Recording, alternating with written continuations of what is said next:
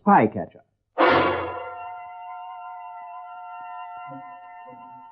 A series of true stories of the unceasing search for enemy spies in wartime, based on the memoirs of Lieutenant-Colonel Oreste Pinto of the Allied Counterintelligence Service.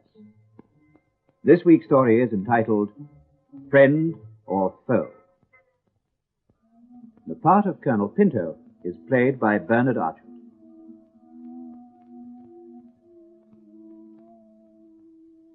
In counterintelligence, an investigator is seldom aware of the potential spy until he's come to grips with him, until he's found the flaw in his story or the unexplained and suspect article among his belongings. In my long experience of interrogating escapers and suspects, there was one exception, an exception that provided the most fascinating and most difficult case I've ever tackled.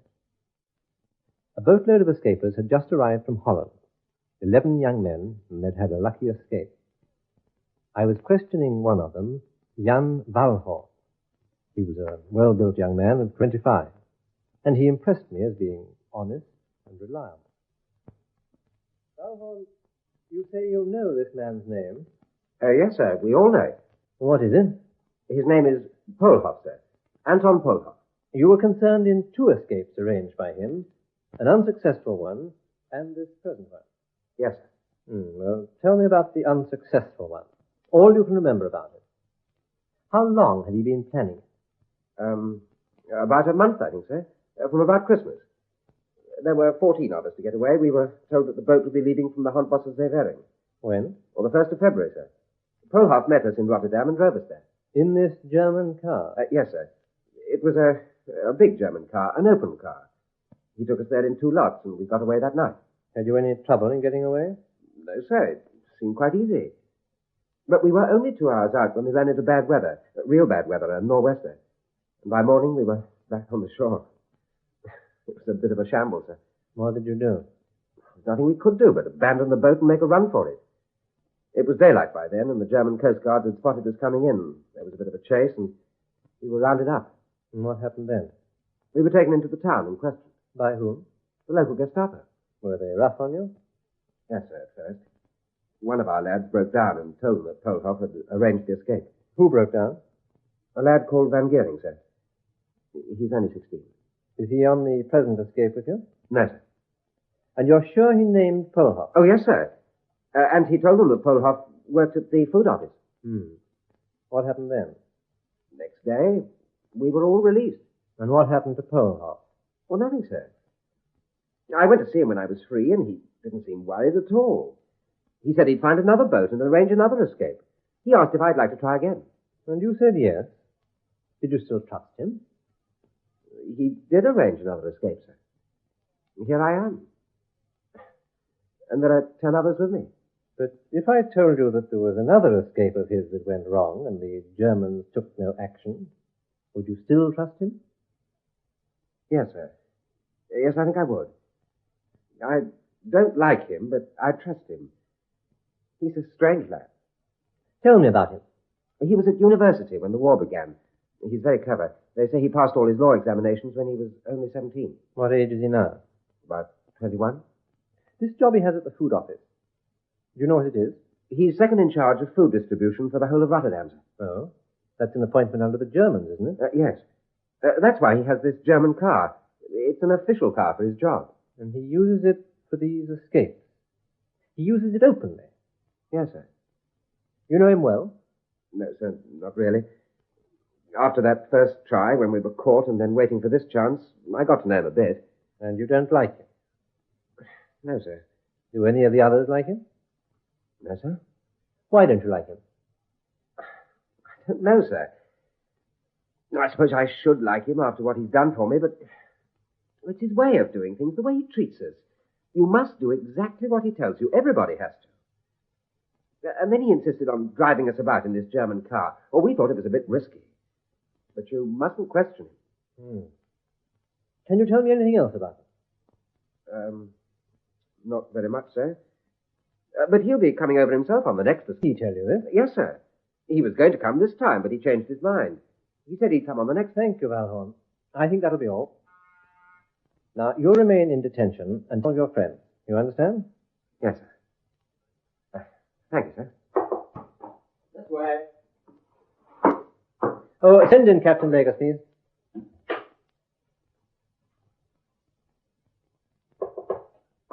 Come in, Captain.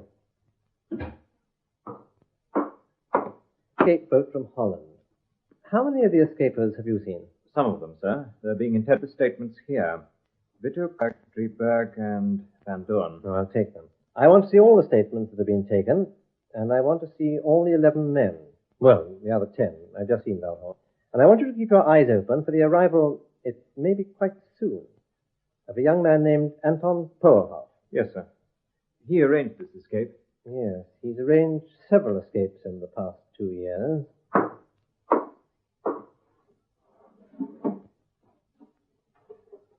Yes, here's his file.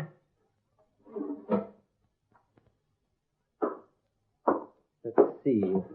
Through 1942, 1943, he's sent us 6 escape boats. Today's makes 7, and an unsuccessful one makes 8. He sent us 8 escape boats in 2 years. 2 were unsuccessful, 6 got through. In all, he sent us 87 people. That must be a record for one man. He works on his own, doesn't he? Yes. Now, where's the statement of the first unsuccessful one? It's very likely he'll arrive under his own name, but we have several descriptions of him. He's age 21, height 5'6", slim, black hair. I expect he'll arrive within the next month. I want him brought here immediately. Right, sir.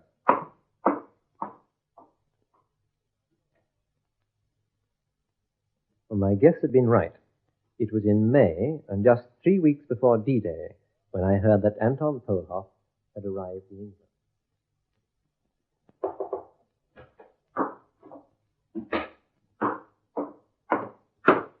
I have the papers now, sir. There seems to have been some delay. Polhoff arrived in England a week ago. His boat was picked up by a naval patrol last Thursday, and they've been screened by British intelligence. Here's the report. Oh, thank you. There were 8 in the party. Yes, sir. He seems to have made a good impression. Yes, sir. Where is he? We have him outside, sir. All right, show him in.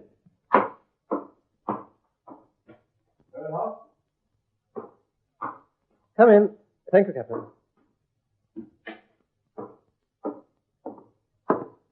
Are you Anton Polhoff? Yes, sir. Please sit down. Thank you. I see you've been screened by British intelligence, and you seem to have made a good impression. But I want to be quite frank with you and tell you that the stories I have heard about you have not made a good impression on me. Why, sir? Well, I've been awaiting your arrival, Polhoff, because there are several things I've heard about you that I find difficult to understand. Now, I propose to ask you some questions, and I want you to give me your answers. Yes, sir. The first one. You're a very young man. In German eyes, you're not even one of their precious Aryans. Why have the Germans favored you and promoted you to a very high position in Holland, in charge of all food distribution in Rotterdam? And why do the Germans give you an official car to run around in? I can answer that, sir. In the first place, I work very hard. I also have a gift for administration. After the bombing of Rotterdam, the whole distribution system was in a mess. I think I can say without boasting, sir, that I helped to put it straight for the good of the Dutch people. And if one must work under the Germans, one should try for a position of authority. But you are wrong, sir, if you think the Germans promoted me. No, sir. It was my chief, Mr. Van Gelder, the head of the food office. He knew I was organizing, and he promoted me so that I should have the authority and the freedom to carry on my work. Very well. Let's accept that for the moment. Now, the second question. You helped 87 men to escape. If a man saves my life, I have every reason to be grateful to him. Yet the men whose lives you saved tell me they dislike you, that they were doubtful of your motives in helping them, suspicious of the way you planned your escapes. Did they tell you this? Yes. Then I should have thought, sir, that you could have given me the answer easily enough. Student of human nature. Isn't it natural for people to be sensitive about those who help them? Besides, I know that my manner is aloof towards people of my own age. I just can't help it. They think I'm being superior. It's only because I look younger than my age and I have authority. Some people are very sensitive about that, especially when the danger is over. One of the reasons why they disliked you was the way you went about your escape work. Well, it was dangerous enough by all accounts. But why did you insist on parading the escapers around the city, amongst the Germans, in an open car for everyone to see? An official German car. Was that really such a risk, sir? I think it would have been more dangerous to have been secretive about it. Besides, I had the use of the car, I had the papers to prove it. The Germans never questioned it. They never thought of looking in one of their own official cars. And it was an open car. You couldn't hide anything in it. And besides, sir, it made the Germans seem so stupid when we drove past. Well, let's say it gave you a feeling of having your own back. Now let's deal with the purpose of the escapes you were planning. You sent us 87 men, all of them loyal young Dutchmen.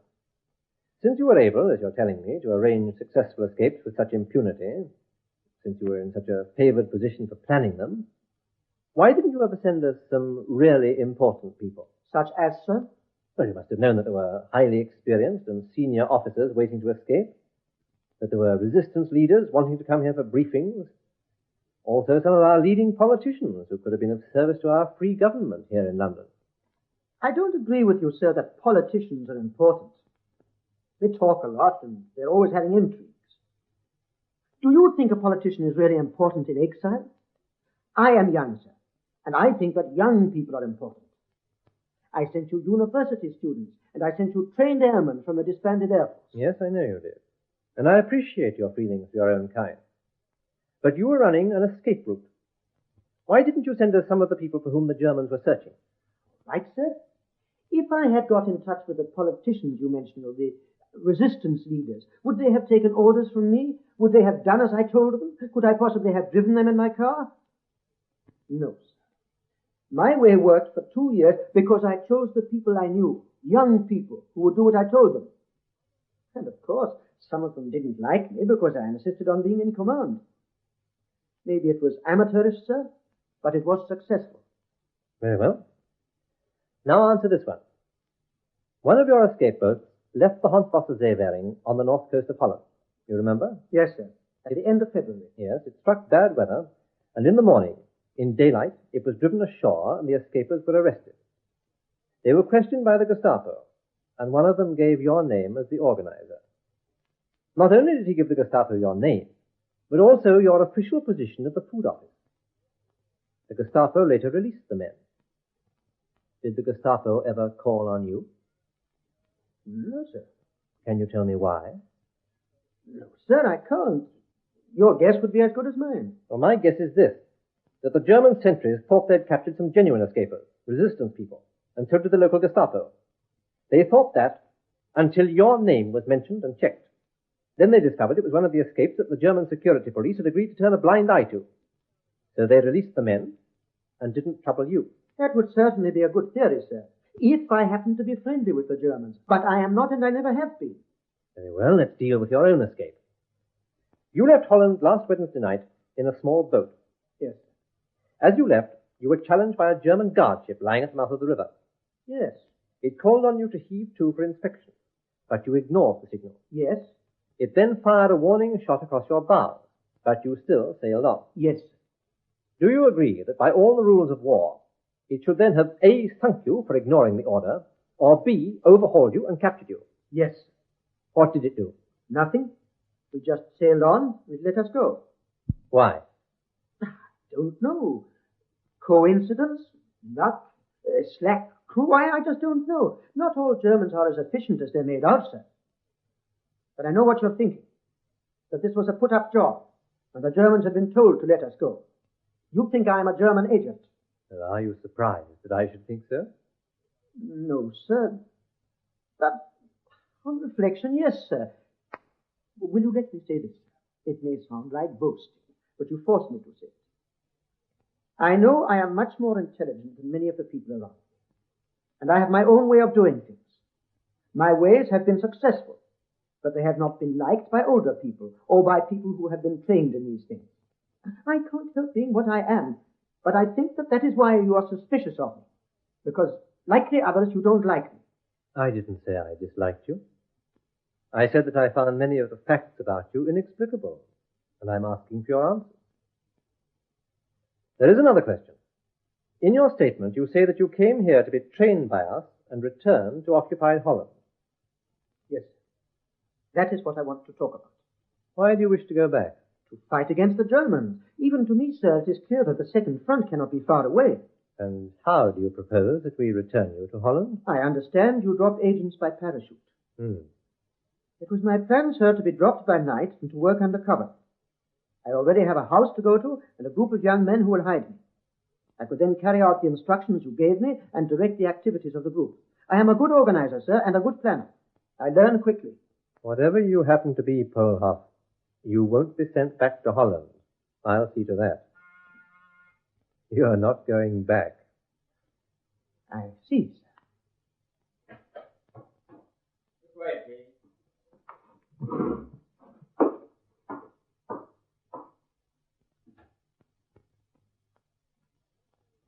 This was one of the most difficult cases I had tackled.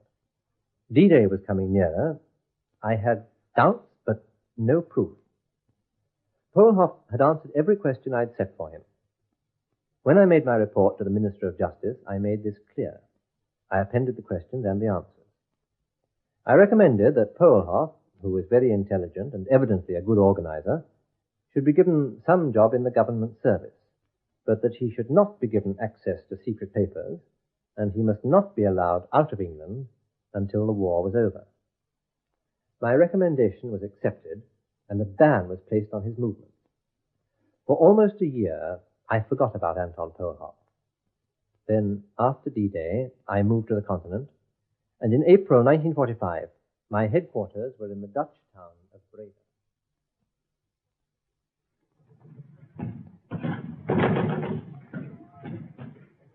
The Germans were retreating eastward, and at Enschede, on the edge of the battle, we discovered a German counterintelligence headquarters in which the records were still intact. Captain Legers and I immediately began sorting through them to see if there was anything of importance.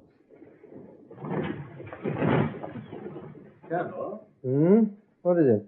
I found your name on the Gestapo files. Colonel Oreste Pinto, head of the technical side, Dutch Security Forces. And they've got your code name, too. Quite a lot about you. What file is that? Statement and full confession of the agent Anton Polhoff. Code name Bobby, made on March the 22nd at Old Rome. Let me see it. You said he wasn't to be allowed back in Holland, sir. I did. What happened, sir? What went wrong? Somebody slipped up. According to this, Polhoff was enlisted into the American forces after we left.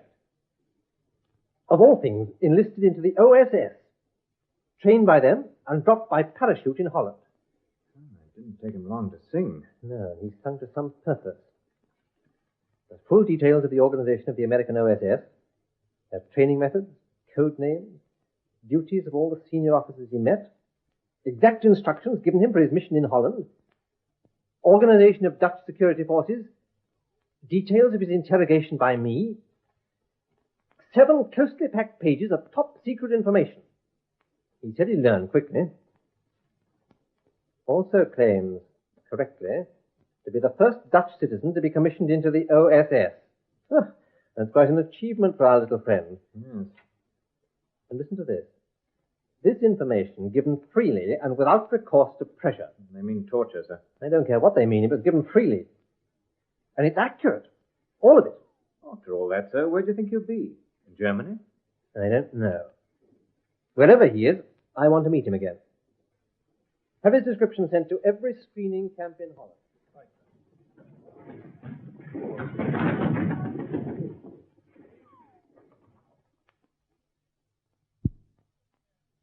A month later, in May, the whole of northern Holland was in Allied hands, and I learned that in one of the prison cages was the young man Anton Polhoff. I lost no time in seeking him out.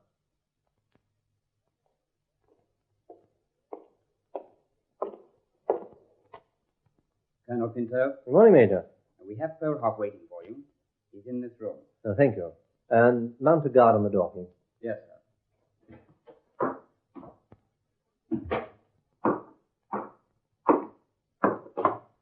Well, Polhoff, Yes, sir. sit down. Last time we met, you had some very ready answers to my questions. This time, I don't think you'll find it quite so easy. No, sir. No. When we last met, when you just come from Holland, I placed an embargo on your movement, an official restriction. You knew that. Yes, sir. When you were approached by the Americans, the OSS, why didn't you inform our security of that fact? The OSS instructed me not to inform them, sir, nor to inform the British. I learned that OSS works on its own, sir. So it seems. Did you inform the OSS of the restriction? No, sir. Why not? I knew you were wrong, sir, and I wanted to be in the war. You knew I was wrong. You know what this is? No, sir. Perhaps now you'll change your tune. This is a copy of the full statement you made to the Germans at Ulrum. Yes, sir. The information given freely and without recourse to pressure. Yes, sir. When did your friends of the OSS return you to Holland? On the night of November the 10th, sir. I was dropped by parachute in the province of Groningen Your mission? to form an espionage group and to send to OSS headquarters news of German formations and movements and the effect of American daylight bombing of the area. I told you I had friends in the north of Holland, and I told you I had a house to go to, and that I wanted... You managed to get back to Holland in November, Polhoff. And within 3 months, you're sitting with the Germans at Ulrum, giving them this information. Not the local information they would have expected from a captured officer, but all the information about the Americans and the British and our own forces that you were able to learn in England. Well, Polhoff? Or should I call you by your code name, Bobby? You should call me Captain Polhoff, sir. I'm a captain in the OSS. For how long? To return to your main question, sir, may I answer it by asking two of my own? Oh, the war's almost over. I've all the time in the world for you. Ask.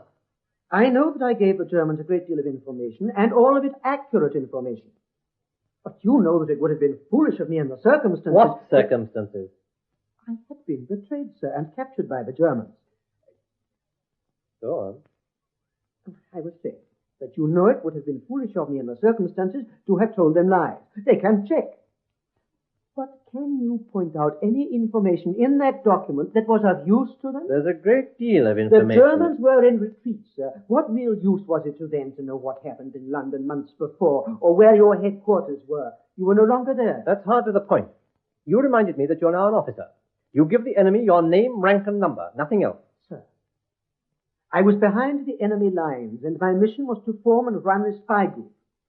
Before I left London, I was given the names and addresses of resistance contacts. If I had been stupid enough to say nothing, the Germans would have tortured me for those names. You know that. Look through my statement. Did I betray any one of my people? Any single one? Yet I know all their names. I can take you to them now. Everyone is still alive. When I was betrayed, they went to ground, and they are still alive. Is that being a traitor? I pretended to the Germans that I was important, that I knew secrets, that I was working on my own. Each day I gave them some information. They knew most of it. They checked it and found that I was telling the truth. They took their time with me. I paid them for 10 days. By then my group was safe. What would you have done? If I was a traitor or double agent, wouldn't I have betrayed my group? Did I? I know I'm not a professional soldier or well-trained like you. I can only do it the way I know. But I have done my best, and I have never let my friends down. Yes, I believe your story, Polhoff. But you've been unorthodox, and in war the unorthodox is suspect. Well, it's my job to be suspicious. This time, I'm satisfied. I'm sorry I've caused you so much trouble, but it's nothing to the trouble you've caused me. I'll see that you're released from this camp. I'd like you to come to my headquarters at Breda. Thank you, sir.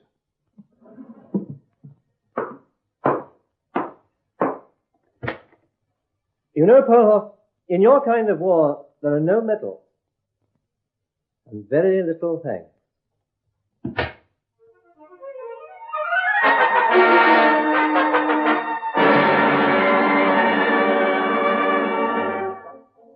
Anton Polhoff had proved that he was a friend. He'd been a first-class agent. Untrained, he'd worked by instinct, and somehow his instinct had been right. He'd fought a lonely war and received no recognition. I tried, later, to put that right.